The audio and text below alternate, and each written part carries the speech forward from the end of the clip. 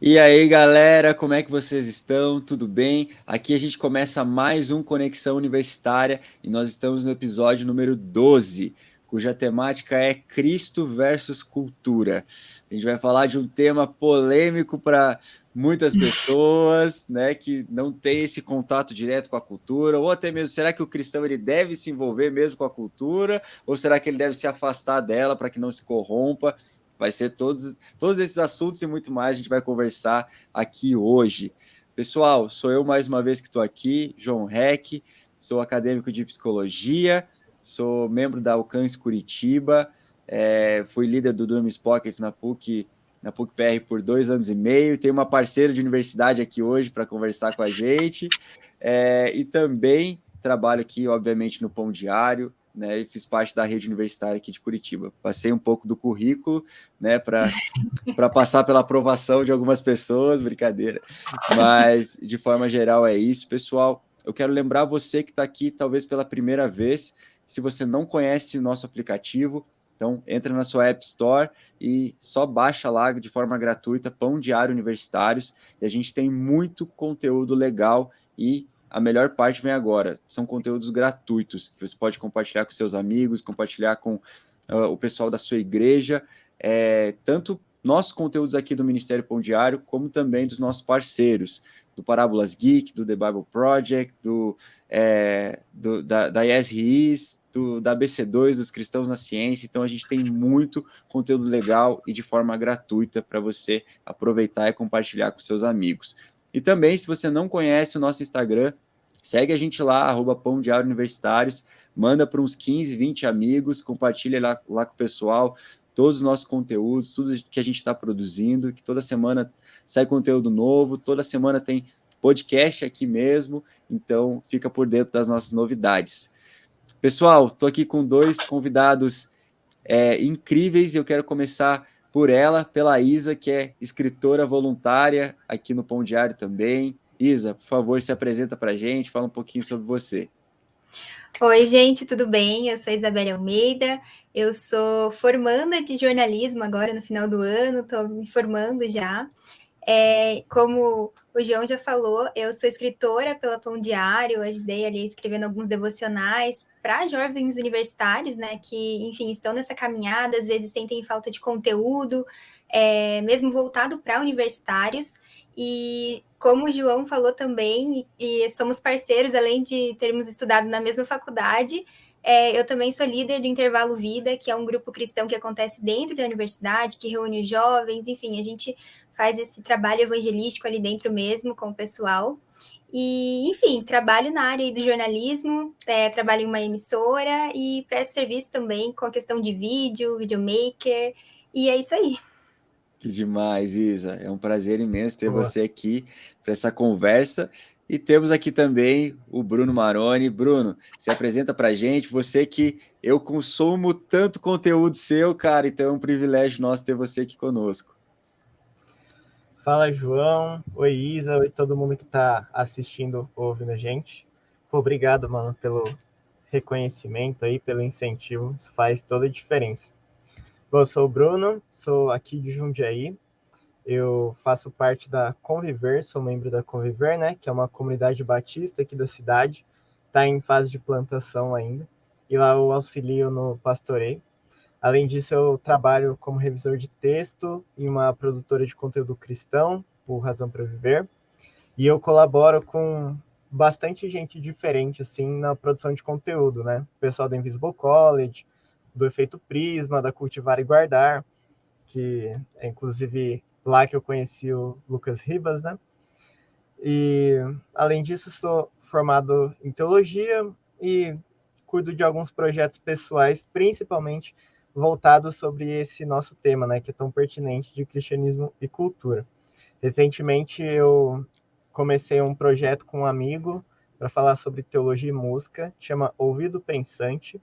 Fica a dica aqui, a mínima Claro. propaganda já também.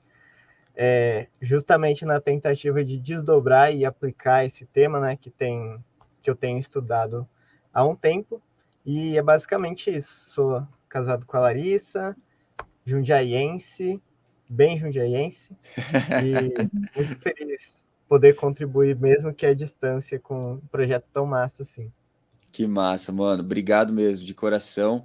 Tamo junto. Tenho certeza que esse bate-papo vai ser incrível. Gente, bora para nossa temática então? Cristo versus cultura. Isso se tiver um versus aí no meio, né? É isso que a gente vai conversar hoje. E, curiosamente, eu tive o prazer e o privilégio de poder escrever esse devocional de número 12. Então, você que está acompanhando pelo aplicativo, é o mesmo devocional do nosso escrito, nosso queridinho, bonitinho, Conexão Universitária. É o mesmo número 12, o qual eu tive essa honra de escrever sobre a temática. E você deve estar se perguntando, né? A Isa, ela é uma quase jornalista, trabalha em emissora, é toda criativa, né? O Bruno, todo voltado para a criatividade também, fala sobre o assunto, estuda sobre o assunto, e eu, um quase psicólogo, fui me aventurar nessa temática tão linda que nos envolve, que é a cultura também. Então, fui atrás de leituras, né, de autores relevantes, e espero que esse texto edifique sua vida. Mas, vamos direto para a nossa temática. Eu quero começar perguntando para a Isa. Isa, por que ainda existem muitos cristãos que têm medo de se envolver com a cultura? Desvenda e revela esse mistério para a gente. Eu acho assim que não é que o cristão ele tem medo de se envolver com a cultura, ele tem medo daquilo que ele não conhece. Então, ele não compreende que a cultura ela é algo intrínseco, né, na vida do ser humano, assim, é algo que faz parte daquilo que nós somos, né? Então, da mesma forma que Jesus ele veio para redimir não só o ser humano, ele veio para redimir a humanidade, o universo inteiro, né? E a cultura ela faz parte disso. É algo que ela vem, é algo, enfim, que sempre esteve ali presente, né? E conforme o tempo vai passando, o ser humano ele vai ajudando a construir a cultura, né? Então não tem como você separar a cultura e o cristianismo, né? Então é algo que faz parte. O cristianismo ele faz estar inserido dentro da cultura. E claro, cada lugar, cada, enfim, espaço que tem no mundo tem essa criação de cultura em específico de acordo com cada região, de acordo com cada cultura. Mas, enfim, eu acho que é isso, assim. Muito bom, Isa. E aí, Bruno, o que você acha que ainda existe esse receio de envolvimento cultural? Tá, vamos lá.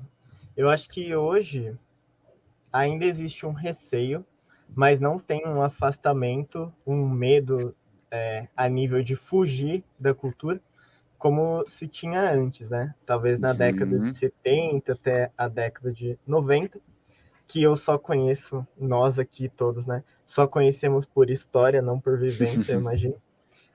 Mas que ainda tem efeitos hoje, né? Então, aqui na igreja brasileira, evangélica principalmente, é muito forte foi e continua sendo, ainda que em vestígios, esse receio em relação com a cultura. Aí, o que a Isa falou, né? Não tem como a gente viver a nossa fé desprendido, desconectado de um contexto cultural. É impossível isso, até biblicamente falando, né? Sim. Mas não existe muita intencionalidade no relacionamento com a cultura, né? E eu acho que esse medo, ele tem motivações principalmente religiosas, mas históricas também. Históricas porque é um receio que vem sendo sedimentado em anos de história da igreja evangélica. Então, aquela coisa de não pode ir no cinema, não pode ouvir tal tipo de música, não pode ler tal tipo de literatura, não pode ir em determinados lugares. Isso ainda é muito forte em algumas denominações. Sim. E os motivos religiosos é o receio de que a cultura seja essencialmente pecaminosa.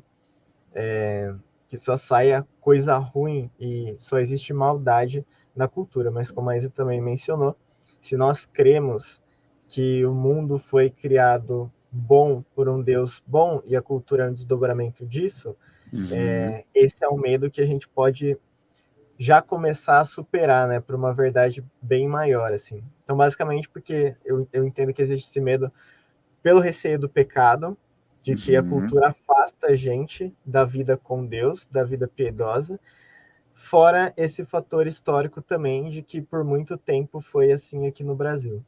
Muito bom, mano, muito bom.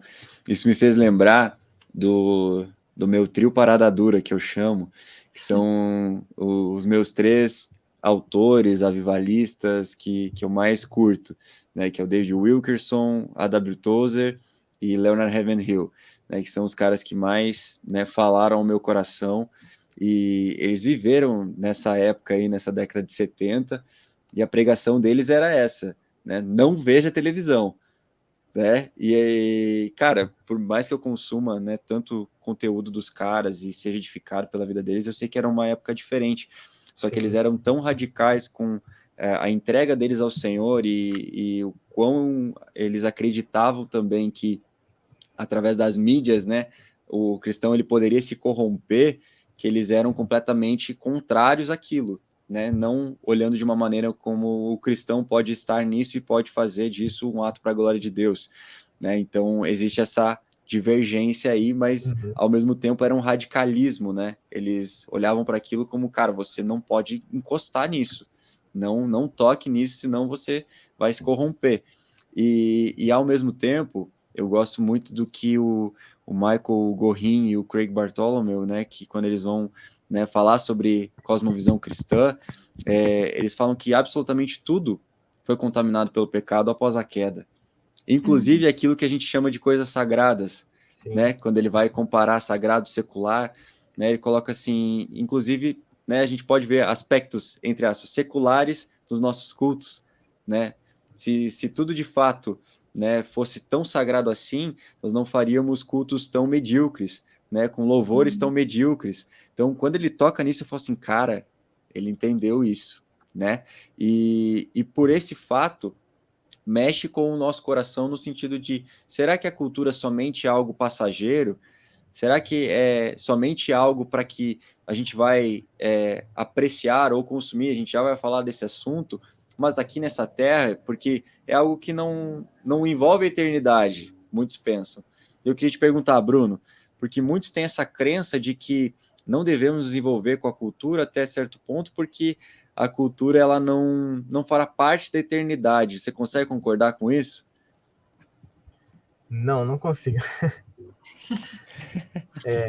Eu entendo algumas características desse pensamento, por exemplo, que a cultura, a nossa produção cultural, seja uma música, um filme, uma matéria jornalística, um estudo de psicologia, tudo isso é produção cultural, ela acontece no tempo, né? Então tem um fator temporal na produção de cultura. É impossível produzir cultura em um vácuo de tempo. Só que se a gente olha para o todo das escrituras, e aí, como o Gorrinho e o Bartolomeu falam, não só na Introdução à Cosmovisão Cristã, mas no Drama das Escrituras, que é um livro que eu indico demais, que não é um livro sobre cristianismo e cultura, é um livro de teologia bíblica, mas eu acho que para a gente ler e interagir com a cultura, o mais importante é uma teologia bíblica saudável. Sim. Eles vão dizer lá, olhando para o todo, né, das Escrituras, que Cristo é Senhor sobre todas as coisas estão sendo restauradas por Deus por meio de Cristo, todas as coisas da existência do mundo. Deus ele continua agindo amorosamente em favor da sua criação depois da queda em todos os seus aspectos, né? Então Deus está sim restaurando está sim limpando nosso coração do pecado, salvando as nossas almas, digamos assim, mas ele também está restaurando, por exemplo, a natureza e os nossos artefatos culturais. E essa restauração, que vem desde o começo da Bíblia, porque a redenção ela começa a acontecer bem antes, né, do advento de Jesus, ela alcança sua plenitude na nova criação. E a nova criação vai ser dotada de cultura, né? Tem um autor que fala muito sobre o assunto, que é o Andy Crouch. Ele tem um livro que chama Culture Making, que ainda não tem tradução em português, mas é o autor que escreveu Sabedoria Digital para a Família. Ele diz assim que a cultura é a mobília da nova criação. Então, todos os nossos artefatos culturais, toda a nossa produção cultural falível e limitada por consequência do pecado, encontrará plenitude na nova criação. E existem passagens bíblicas, né, que mostram isso para a gente, principalmente Apocalipse. Não à toa Apocalipse fala sobre a nova cidade, né? E cidade é um feito cultural. Fala sobre todas as nações louvando a Cristo como Senhor, todas as línguas confessando Ele como Senhor, e nações, línguas e etnias são formações culturais também, né? E eu acho que isso é um encorajamento muito valioso para a gente, assim, que cria coisas, todos nós criamos algo, né? Independente da profissão ou da área de atuação, porque é você fazer no dia a dia as coisas com o senso de que aquilo tem validade eterna.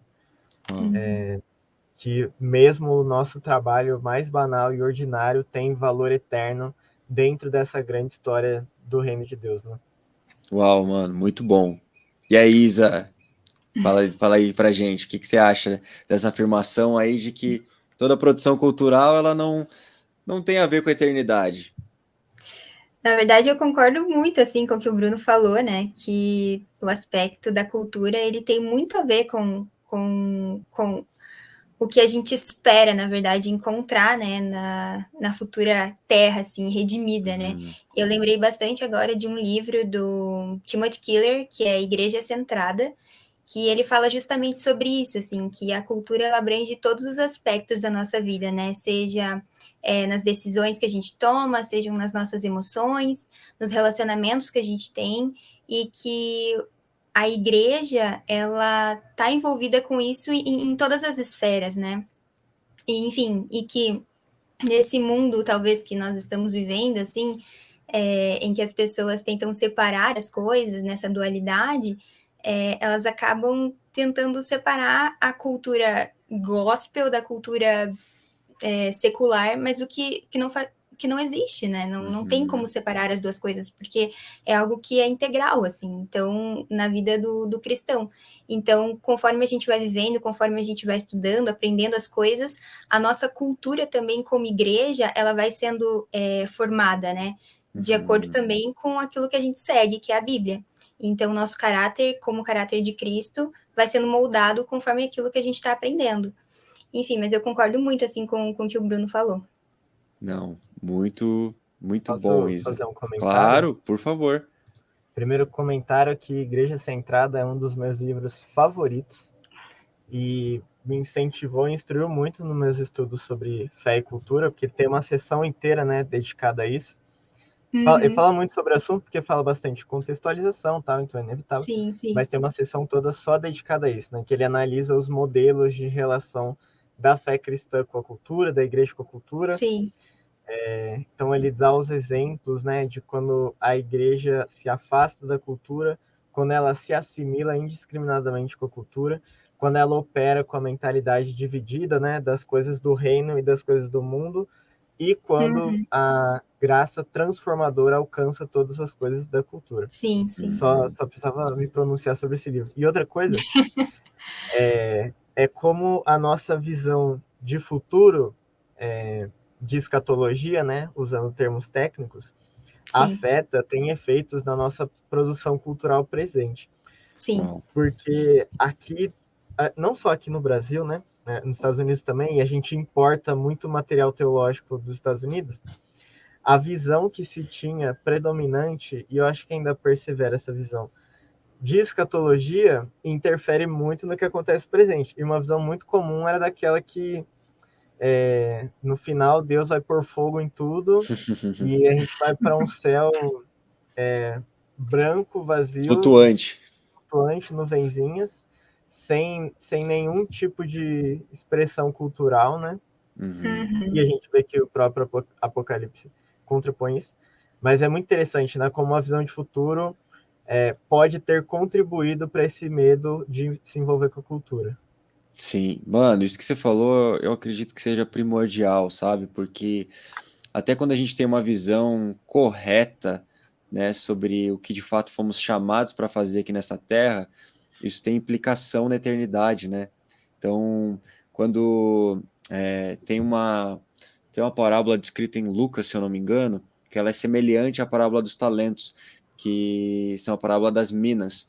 Uhum. E se você cuidar bem dessa, você governará. É muito interessante. Você governará sobre tantas minas, né, sobre tantas cidades. Ele traz esse conceito que fala a respeito de algo escatológico mesmo, né, da Sim, volta de Jesus. Então, aquilo que nós cuidamos, né, aqui na terra, né, dos talentos que o Senhor entregou na nossa mão, que a gente multiplica, ou as minas que a gente cuida também, isso diz a respeito daquilo que a gente vai fazer na eternidade também. Então, isso é algo que mexe muito no meu coração, porque traz uma importância muito maior para aquilo que eu estou fazendo aqui hoje, né? E principalmente para aqueles fazedores, pode-se assim dizer, de cultura, traz uma importância muito maior também, que é revelar a beleza criada daquilo que o Senhor já criou, né? Então, eu achei sim. incrível o que vocês dois trouxeram.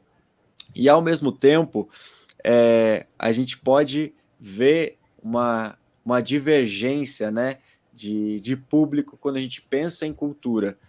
Aqueles que pensam assim, cara, toda cultura produzida ela precisa ser consumida, ela é para ser consumida, né? Então, a gente que gosta de música, filmes, cara, né? Quando que vai sair o próximo filme da Marvel? É o que todo mundo o tempo todo fica com aquela expectativa, né? Ou quando algum grande produtor, né, coloca lá que tá produzindo algum filme específico, todo mundo fica assim, caraca, né? Por que quê? Porque quer consumir, né? Ou algum grande músico tá falando, cara, tô produzindo, tô aqui há tanto tempo, né, no estúdio já, fica aquela expectativa. Por quê? Porque nós queremos, de fato, consumir. Mas também existem aqueles que gostam de apreciar e contemplar a produção cultural, né? Aqueles que preferem ir a um museu, contemplar uma grande obra de arte, não somente comprar uma grande obra de arte, mas de fato ir e presenciar e extrair o máximo que puder do que o artista, né, colocou de dentro para fora naquela produção artística. Eu queria te perguntar, Isa, a cultura de fato, ela precisa ser consumida ou apreciada e contemplada? O que você acha? Eu acho que existe um equilíbrio entre as duas coisas, assim. Eu acho que tanto é uma experiência própria, assim. Eu vejo que eu trabalho muito na área do audiovisual. Então, qual é o produto que eu consumo? São os produtos que as pessoas que têm uma determinada cultura e uma visão de mundo estão produzindo, e nós, Uhum, como cristãos também, e pessoas que não são cristãs, estão consumindo aquele conteúdo. E isso molda também a nossa visão de mundo, né? Molda como a cultura de nós cristãos está sendo construída. sim. Então, da mesma forma, acredito que nós cristãos nós temos que criar essa cultura, né? Nós temos que criar algo que outros cristãos também gostariam de ver, consumir, Uhum, enfim, assim, porque é algo que realmente faz parte da nossa leitura da realidade, né? E faz parte, na verdade, dessa ação humana, assim, porque uhum, quando Deus ele criou o homem, né, ele deu um mandato para ele, né, tipo, vai e cuide do jardim, né, e o que a gente está fazendo agora? Nós estamos cuidando desse jardim, querendo ou não, né, então nós devemos ali trabalhar e cultivar essas ferramentas que Deus nos deu, uhum. também para espalhar e falar do evangelho, porque é isso que todo cristão deve fazer, né, falar do evangelho para toda criatura que ainda não conhece do nome dele. Então, Uhum, através da cultura, a gente também consegue fazer isso. uhum. Muito bom, Isa. E aí, Bruno, qual que é a sua opinião sobre isso, né? Consumir, apreciar, contemplar. Boa. Essa é uma pergunta muito boa. E querendo ou não, todas as dúvidas sobre como relacionar a nossa fé à cultura tem essas opções, né, nos bastidores, assim. Eu, eu sempre me lembro disso, ou me recordo, penso e insisto na importância da gente interagir se encontrar com a cultura para além do consumo. Então, de fato, apreciar e contemplar. Mas eu reconheço também que produções culturais distintas exigem ou demandam respostas diferentes, né? Uhum. Então, o exemplo que você deu, muito pertinente dos filmes, especificamente dos filmes da Marvel. Principalmente dentro da cultura popular, a cultura popular ela funciona em lógicas de mercado também, né? Então, um filme de uma grande produtora, que é uma empresa, um conglomerado de mídia, ele não surge porque alguém simplesmente teve uma boa ideia e achou que seria bonito compartilhar isso com o mundo, né? É importante não termos essa ingenuidade.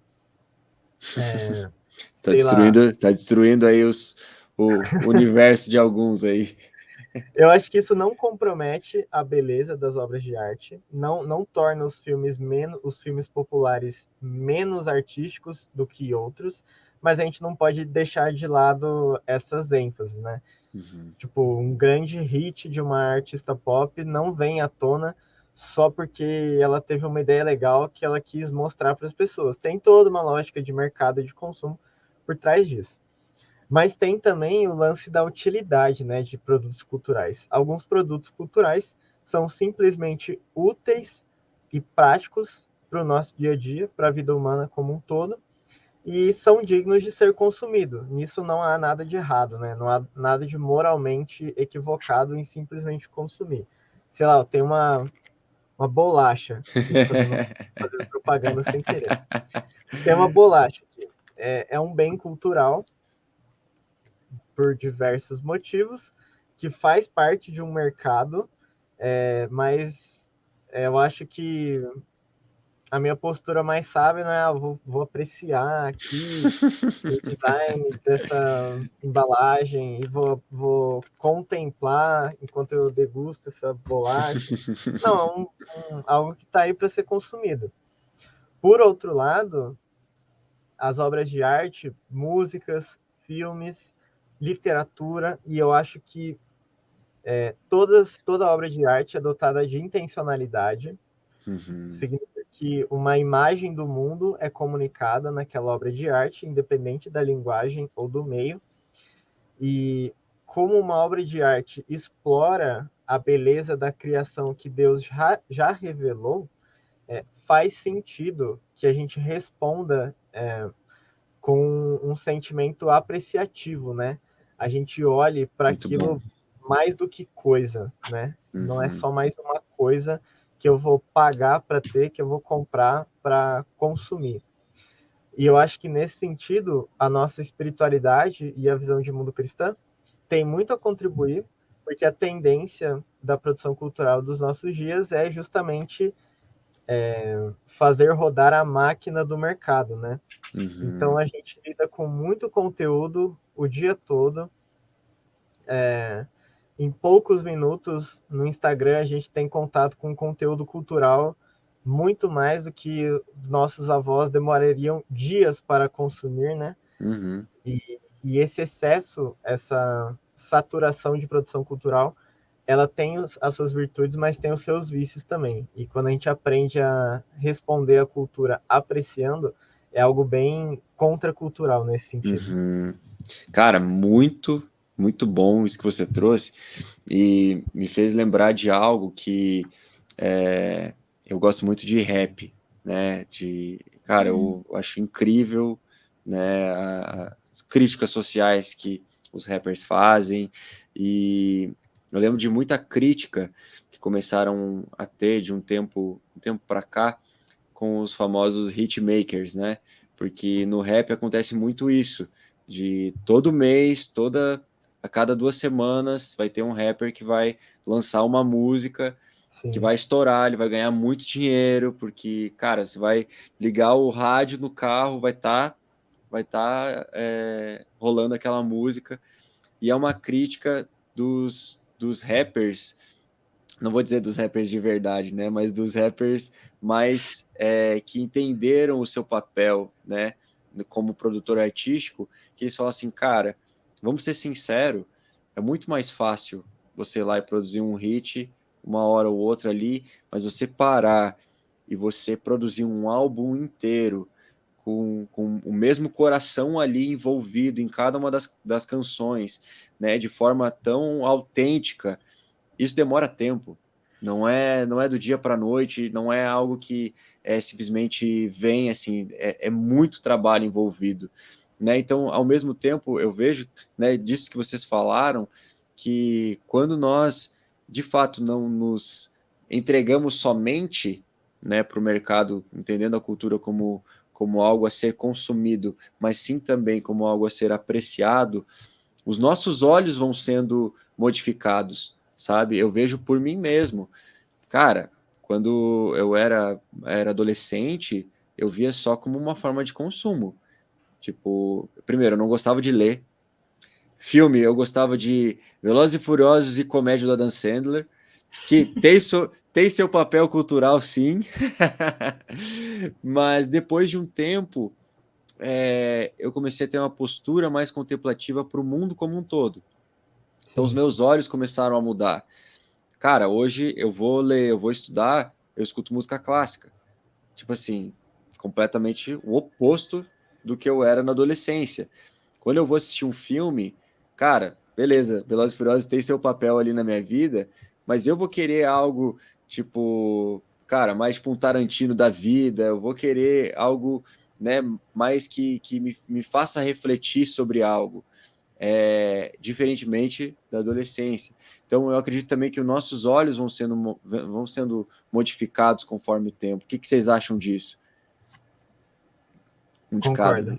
Isso eu concordo bastante. E também com o que a Isa tinha comentado, né? De uma palavra a mais nessa sequência de consumir, apreciar, contemplar, que é criar, né? Uhum. Sim. Todos nós somos agentes criativos, inevitavelmente, porque faz parte da nossa vocação humana, mandato cultural, desde Gênesis.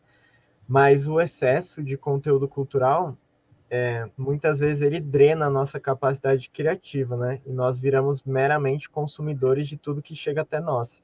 E muita coisa é oferecida.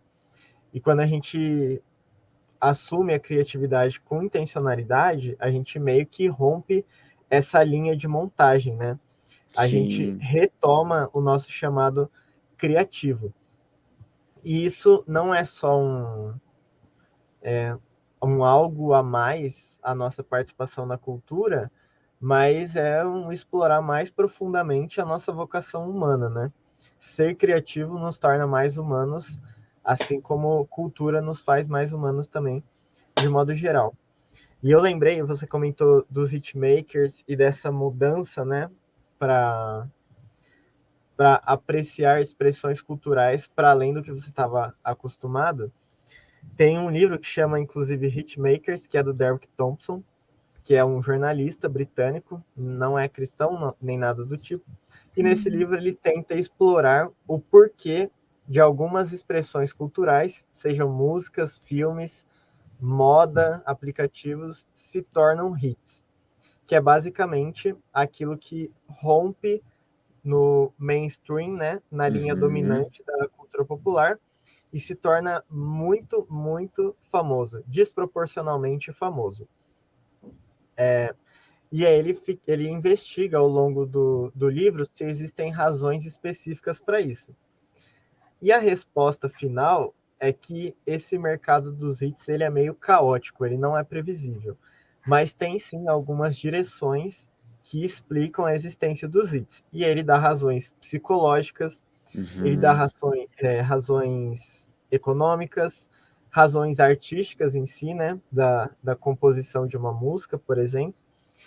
E tem uma parte lá que ele fala que nós realmente nos acostumamos com muita rapidez com alguns tipos de manifestações culturais. E ele diferencia a fluência com a disfluência. Então, por exemplo, filmes de super-herói, que tem cada vez mais uma fórmula previsível. Uhum. Eles são mais fluentes para o nosso cérebro. A gente consome com mais facilidade. Agora, a gente vai ver um filme, sei lá, experimental da Itália, tem um sentimento de disfluência, que é um incômodo porque não estamos familiarizados com aquilo. E para a gente superar essa acomodação, é realmente um exercício difícil, sim. E eu acho que é um exercício difícil, mas uma tarefa digna, principalmente para a igreja, que costuma ter um repertório cultural reduzido. Então, a gente retomar o lance de apreciar a cultura, de criar cultura, e de ser culturalmente disfluente é muito importante, sim. A gente reconhecer o valor em obras de arte, em manifestações culturais distintas, para além do nosso costume, né? Você comentou do hip hop. O Hudson, que é o meu amigo que me ajuda no ouvido pensante, ele é mega letrado em hip hop. Que da hora. Do mainstream até o mais underground. E eu não tenho muita familiaridade com a linguagem do hip hop, apesar de eu admirar muitos artistas. Então, aí a importância da comunidade também, né, para participar da cultura. Vira e mexe eu vejo algo e falo assim, mano, eu ouvi esse álbum aqui, eu gostei, mas acho que eu gostaria mais ainda se eu entendesse um pouco melhor o que está acontecendo. Você que tem familiaridade, poderia me ajudar com isso? E ele sempre traz pano de fundo, ele explica o porquê das coisas. E esse é o tipo de atitude que leva a gente para além do simplesmente consumir, né? Sim, mano, Sim. muito bom.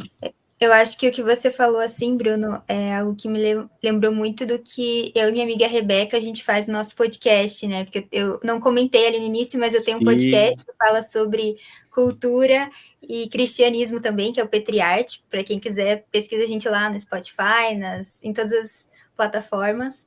E a gente tenta trazer uma visão cristã mesmo, uma cosmovisão cristã, dentro de, enfim, de livros, de músicas, de filmes, que não tem contexto nenhum relacionado com a nossa fé. Então a gente pega um filme ali, talvez uma animação, e aí a gente fala, vamos redimir essa animação. Então a gente pega aquele contexto, a gente traz, por que que o mocinho e, enfim, esses personagens, eles trabalham, eles têm essa ação e tudo mais, e a gente tenta trazer mesmo para a nossa visão, assim, tentando enxergar características da redenção ali dentro daquele veículo, enfim, daquele produto, né? E eu acho que é isso também que a gente precisa começar a instigar os nossos irmãos dentro das igrejas, né? A enxergar que existe essa redenção em todas as partes, apesar dela recair, é tipo a graça comum, né? Então, o que a gente pode enxergar da graça comum dentro dessas manifestações artísticas, né? Claro que não tem como a gente redimir tudo, porque tem coisas que são ruins, tem coisas que nós não temos como aceitar como coisas boas, né? Enfim, por sermos cristãos, nós temos os nossos valores, nossos princípios, mas o que a gente consegue enxergar na maioria dessas atividades artísticas para trazer para dentro das nossas igrejas e quebrar esses tabus, né, que existem ali há muito tempo e que às vezes os nossos pastores, pessoas mais velhas ali acabam não enxergando e não trazendo também para os jovens, e aí os jovens acabam reproduzindo sempre aquilo, enfim, falando que aquilo não se deve fazer dentro da igreja, enfim, que aquilo não tem nada a ver com o que a gente acredita. Mas, enfim, era isso que eu queria. Muito bom, Isa, muito bom. Eu vou aproveitar que você já tocou nesse ponto, né, de contexto de igreja, né, dos jovens fazer isso ou não fazer, ou fazer aquilo, e eu queria aproveitar e perguntar para o Bruno, né, que por mais que a gente saiba que tudo foi feito pelo Senhor e para o Senhor, né, por meio dele, para ele são todas as coisas, mesmo assim a gente sabe que o pecado corrompeu, né, a criação. E eu queria te perguntar, Bruno, como que a gente faz então para identificar o que de fato podemos consumir, apreciar, né, contemplar e criar, né, da cultura, e o que não devemos? Como que você faz para distinguir isso? Mas muita gente pergunta algo do tipo para mim, assim. Já me perguntaram no Instagram, já me perguntaram em palestra, e eu acho também que é uma questão que se desdobra naturalmente quando a gente se propõe a falar de cristianismo e cultura, né? Porque muita gente tem a aflição e a apreensão de simplesmente querer uma resposta muito prática, assim, tá, beleza, eu entendi, Deus se importa com a cultura, criação, tal, graça comum, Jesus é Senhor sobre todas as coisas, mas aí o que eu faço? No fim, eu posso ou não assistir aquele filme, eu posso ou não ouvir aquela música? Aham. Então, tem muitas perguntas do tipo, né? Ah, eu posso ver essa série que é muito violenta? Posso ouvir hip hop que tem palavrão na música? Já Uhum. surgiram perguntas do tipo. E eu sou muito reticente em afirmar que existe uma regra para isso, né?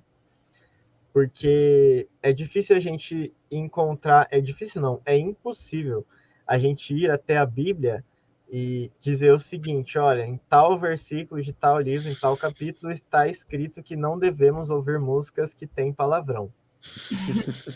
A interação com a cultura ela não funciona sabiamente por textos prova, né?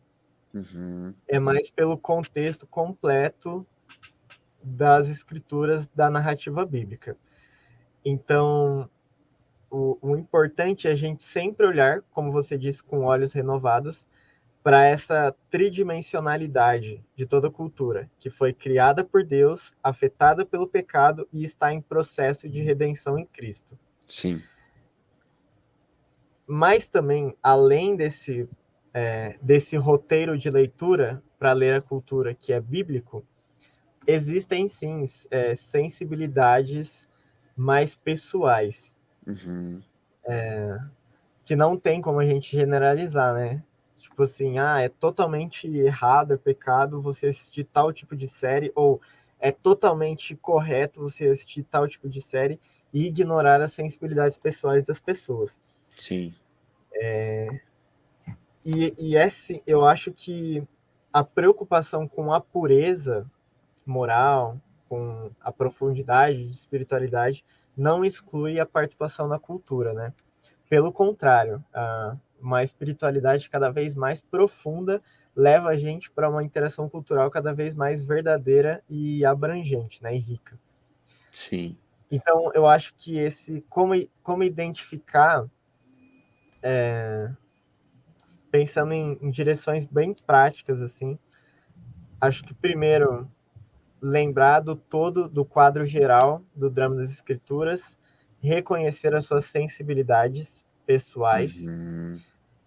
e além disso, ser muito sincero do tipo assim, tal manifestação cultural, tal produto da cultura, ou o que seja, vai me tornar mais humano, vai me tornar mais criativo, vai contribuir para que eu aprecie mais a cultura do que simplesmente a consuma. Uhum. Interagir com esse tipo de cultura vai me proporcionar pontes e diálogo com pessoas diferentes, que eu também acho que é um fator importante, né? E é algo que o Timothy Keller fala bastante, inclusive, no Igreja Centrada. Interagir com determinado tipo de cultura vai me contextualizar com algo. Acho que tudo isso vale Uau, muito bom. uma reflexão conjunta, assim, né? Não são regras prontas, mas uma reflexão mais orgânica. Mano, muito bom. E aí, Isa, o que que você acha? Como é que você faz com isso? Eu acho que nós estamos muito ligados com aquilo que nós amamos, né? Então, o nosso coração, ele diz muito daquilo que a gente vai reproduzir, daquilo que a gente vai fazer. Então, se nós somos cristãos, e aqui nós estamos falando para cristãos, né? Se você tem a Bíblia como o centro da sua vida, como um guia para aquilo que você vai fazer, primeiro você deve consultar a Bíblia. Claro que, como o Bruno falou, ali não vai estar escrito será que devo escutar ou não essa música? Ou, enfim, algum filme que você vai assistir. Mas é algo que você deve, nas suas orações mesmo, buscar a sabedoria do Senhor, assim, nas escrituras, para saber aquilo que está vindo do seu coração. Será Uhum. que aquilo vai ser edificante para a sua vida e para a vida do próximo também, né? Eu lembrei muito de um livro do Adam não, acho que é do James Smith, que é Você é Aquilo que Ama, né? Então ele fala que tudo que a gente reproduz, tudo que a gente faz é aquilo que está centrado no nosso coração também, né? Um pouco daquilo Sim. que a gente está instigado a fazer, né? Então acho que é um pouco disso, assim. Mas o Bruno, ele conseguiu falar um pouco daquilo que eu penso também, então faço um pouco das palavras dele as minhas. muito bom, gente. Isso me fez lembrar de algo que, inclusive, faz parte um pouco do meu TCC da faculdade. O meu tema de pesquisa é efeitos psíquicos e comportamentais do consumo pornográfico. E o que eu tenho pesquisado a respeito disso, né? Eu tive que ir para a psicologia do consumo também, dar uma estudada. E existe algo chamado de acomodação hedônica. E o que seria essa acomodação hedônica? É entender os motivos pelos quais as pessoas consomem o que consomem.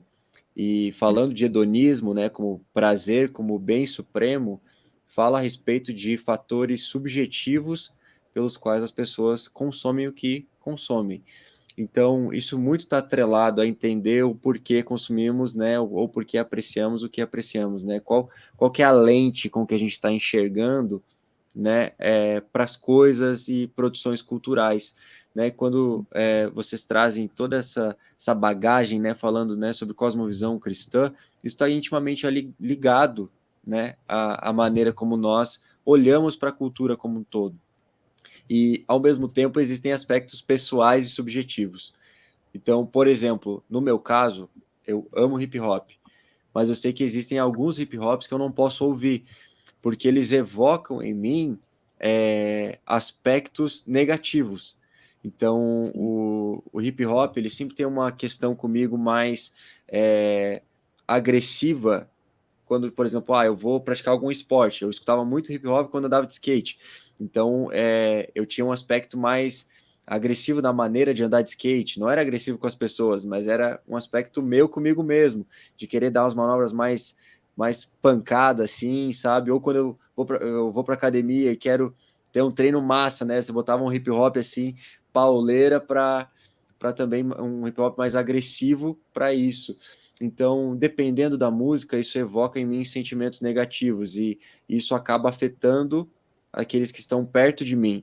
Então, é muita sabedoria você saber, né, administrar tudo isso e saber o que vai ser positivo ou não para você, para que você não peque, né? Então, eu acho que existem pontos em comuns do que a gente está falando aqui, de que tem coisas inegociáveis, né, que são pecados claros na palavra de Deus, mas existem coisas que sim vão ser pecados para uns do que para outros, né? Assim como o Bruno mesmo falou, tem amigos meus a respeito de algumas séries, eles olham, cara, eu nunca vou poder botar meu olho nessa série porque eu vejo ela como errada.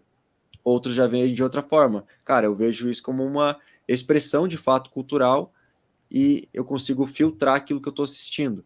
Então, assim, isso vai depender de pessoa para pessoa, mas o importante de tudo isso é a gente não impor as nossas particularidades aos outros, né? Sim. Talvez, cara, isso que eu falei do hip hop para mim seja um problema, para o Bruno e para a Isa não são, entende? Então, a gente entender isso e envolve muita maturidade, né? E comunhão com o Espírito Santo, né? De saber, né? Para também não ser pedra de tropeço para o nosso irmão. Sim. E trazendo um pouco também pro lado evangelístico da coisa, né? E entendendo também um pouco mais sobre esse criar algo cultural, a gente sabe que muitas pessoas veem a cultura mesmo, né? Ou até mesmo a arte, principalmente, como precisando ter uma finalidade, né? Então, pô, a Isa tá no jornalismo, ela precisa ter uma finalidade, né? Que é gerar conteúdo para que as pessoas consumam esse conteúdo, seja ele televisivo, seja ele textual. Agora, um artista plástico, um produtor musical, também, como o Bruno mesmo falou antes, né, de um aspecto utilitarista, mas será que toda obra cultural ela precisa de fato ter uma finalidade? Eu queria perguntar, e aí, Isa, você acha que isso é uma verdade? E também, mais especificamente, você acha que toda obra cultural ela precisa ter uma finalidade evangelística? Conte pra gente. Eu acho que não, na minha visão, assim, ela não tem esse intuito, na verdade, especificamente para ter uma finalidade.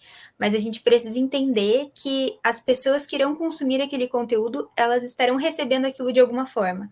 Então, por mais que não tenha uma finalidade, tipo, como você perguntou, né, uma finalidade evangelística. Eu não preciso desenhar um cordeiro, um leão, enfim, e falar, não, isso aqui é gospel, isso aqui é cristão, enfim, não precisa. Mas Famoso quando a leão pessoa colorido. olhar, ela vai entender que aquilo tem de alguma forma a ver correlacionado com o cristianismo. Esses dias mesmo, eu tenho um exemplo, eu estava no meu trabalho, e aí teve uma feira, assim, enfim, essas feiras que acontecem dentro dos trabalhos no horário ali e tal. E aí tinha um cara vendendo açaí. E aí ele tinha uma tatuagem muito massa. E aí era uma tatuagem de um leão. Aí embaixo tinha um cordeiro. E embaixo tinha uma taça de vinho. Daí eu falei, cara, esse cara é cristão, tipo, só pode, entendeu? Mas assim, eu entendi aquilo. Ele fez a tatuagem com o intuito de evangelizar pessoas? Não. Mas ele quis dizer para quem sabe, para quem lê aquele código, para quem lê aquela arte ali da tatuagem, compreender que ele faz parte de uma comunidade, talvez, da comunidade de fé. Eu entendi, pelo menos, que ele era cristão, mas outras pessoas, outros colegas meus ali no trabalho, não compreenderam aquilo da mesma forma. Para eles era só um desenho de um leão e um cordeiro e uma taça de vinho, tipo, não tinha nenhum significado, né? Então, é isso que acho que a gente precisa entender, que não tem, você não precisa criar algo com uma finalidade evangelística, mas você precisa compreender que aquilo, de alguma forma vai afetar as pessoas com que você está mostrando, né? Que você está exibindo aquela arte ali. Sim, muito bom, Isa. Muito bom mesmo. E aí, Bruno, o que você acha disso? Essa coisa do uso evangelístico da arte foi muito tratada com o livro do Huckmacher, né? A arte precisa de justificativa. Uhum. Agora, eu não lembro se a arte precisa ou não. Não precisa. A arte não precisa. Exato. Que é a ideia dele de que a arte não precisa ser usada, por exemplo, para a política ou para o evangelismo para ser legitimada, né? A arte tem seu valor intrínseco. Sim. Então, eu não acho que toda obra cultural precisa de uma justificativa no sentido, eu tenho que me explicar o porquê eu fiz isso. Para ela não ser engolida por essa explicação.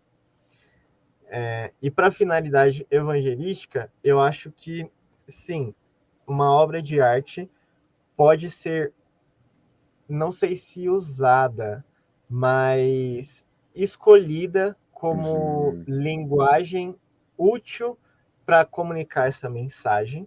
Como uma ferramenta. Como um instrumento, uma ferramenta ali. Mas isso precisa ser declarado para não acontecer, tipo, uma armadilha gospel. Eu fiz uma música e aqui, de repente, eu peguei todo mundo de surpresa e era uma música evangelística. Eu acho que essa não é a atitude mais saudável. Mas entender, assim, que para uma arte apontar, sinalizar Cristo ou glorificar a Deus, ela não precisa fazer isso literalmente, né? Eu acho, inclusive, que a arte é melhor aproveitada quando ela trabalha por alusões.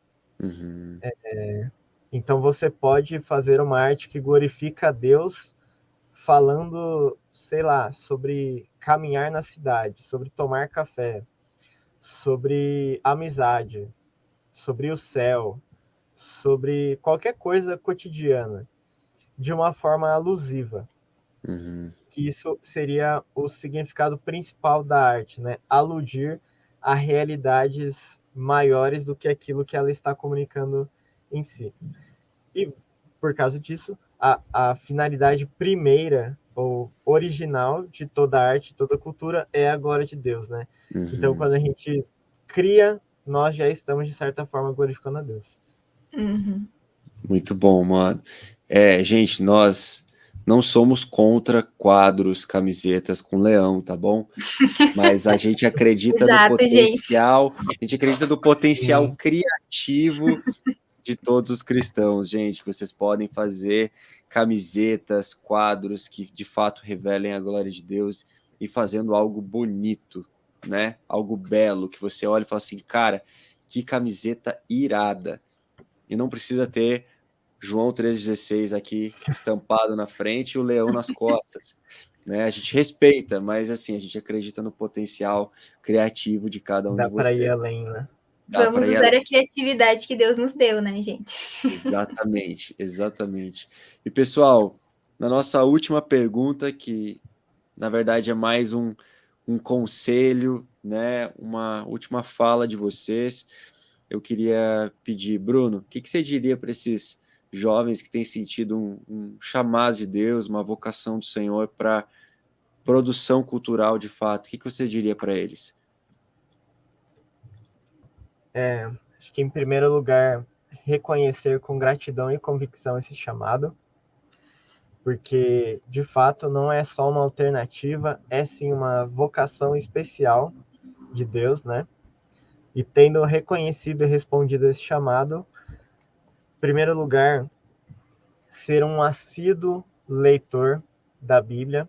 Eu acho que a boa interação cultural, a partir da Bíblia, ela começa na Bíblia, não necessariamente na cultura. Estou separando essas duas coisas didaticamente, né?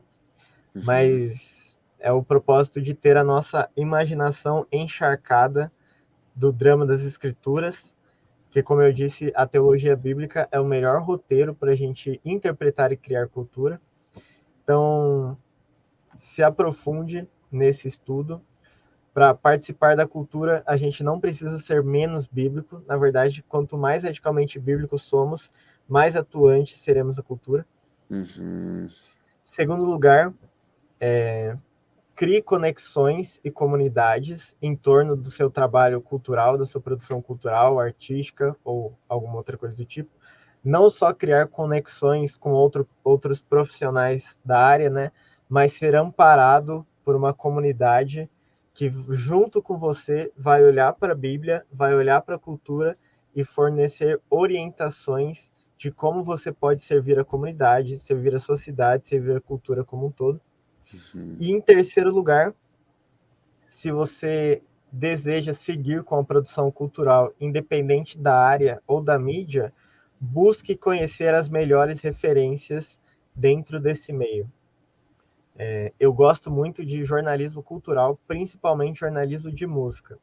Então, o que eu tento sempre treinar é buscar sempre as melhores referências nesse meio.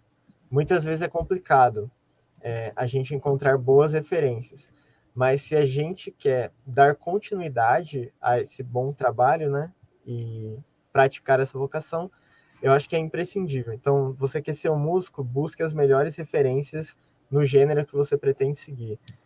Você quer ser um artista plástico, estude a história dos artistas plásticos e crie conexões com boas referências. Acho que essas três coisas: Bíblia, comunidade e referências. Mano, muito bom. Isso me fez lembrar de John Stott, que ele diz que o cristão ele tem que ter audição dupla, né? Que é um ouvido para o espírito e um ouvido para a cultura, né? Ouço o mundo. Então, eu acho isso muito interessante, porque você tem que estar atento ao que está sendo produzido, mas nunca perder o ouvido do espírito para estar sensível ao que você deve fazer de fato, né? Muito bom, mano. E aí, Isa, o que você diria para esses jovens chamados à produção cultural?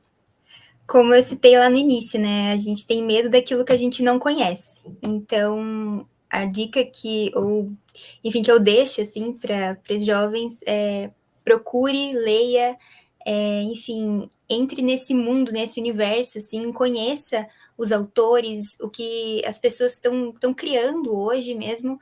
E, claro, tem a Bíblia como base ali, guiando aquilo que você está pensando, o que você está fazendo. E eu deixo aqui uma frase também do Francis Schaeffer, que eu gosto muito. Ele fala muito sobre cultura, muito sobre arte. Ele falou, né, que cada... Oi? Nós dois aqui estamos fazendo coraçãozinho pro Schaeffer. Né, que cada geração da igreja, em cada ambiente que está inserida, ela tem a responsabilidade de comunicar o evangelho em termos compreensíveis, considerando a linguagem em várias formas de pensamento, né? E que Deus nos fez para sermos criativos. Então, é algo assim que eu deixo aqui para os jovens: não tenha medo de expor, de explorar a sua criatividade, e de se inserir também no meio cultural, porque você já faz parte dele, né? Você já está inserido ali na cultura, você só precisa demonstrar aquilo e saber o que você está consumindo e de que forma você vai criar para que as pessoas também consumam aquilo de forma para você expressar aquilo que você acredita, com os seus valores e os seus princípios. Muito, muito bom. Gente, que gravação sensacional. De verdade mesmo, muito obrigado pelo coração de vocês e pela contribuição. Isa, obrigado mais uma vez. Bruno, prazerzão te conhecer, cara, de verdade mesmo. Privilégio ter você aqui conosco. E pessoal, você que ficou até agora aqui nos ouvindo, já aproveita, já pega esse link, manda para uns 20, 30 amigos no mínimo, para que eles tenham acesso a esse conteúdo também e possam ser edificados pela vida do Bruno e pela vida da Isa. Gente, mais uma vez, se você ainda não conhece o nosso app, entra lá na sua loja de aplicativos e baixa o nosso aplicativo Pão Diário Universitários e consome. Aí, ó, será que consome ou aprecia, né? Aí Aprecia. fica a dúvida do conteúdo. Enfim, entre em contato e busque os nossos conteúdos, né? Já vamos passar pano aqui e aproveita tudo que está disponível lá. E também tudo que está no nosso Instagram, @Pão Diário Universitários. Segue a gente lá e fica por dentro de tudo que a gente está produzindo aqui como ministério. Gente, muito obrigado, você que ficou até aqui. Espero vocês na semana que vem e que Deus abençoe. Valeu! Tchau, tchau. Tchau, gente. Tchau, gente.